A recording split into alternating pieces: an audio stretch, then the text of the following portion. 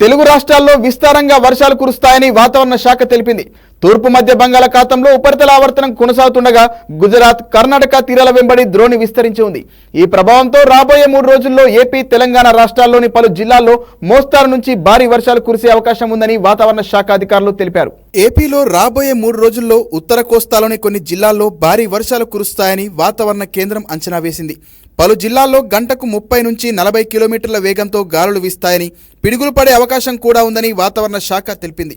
ఇటీవల అల్లూరి సీతారామరాజు, ఏలూరు, అంబేద్కర్, కోనసీమ జిల్లాలతో పాటు తూర్పుగోదావరి, తిరుపతి జిల్లాల్లో మోస్తారు నుంచి భారీ వర్షాలు కురిసే అవకాశం ఉన్నట్లు తెలిపారు.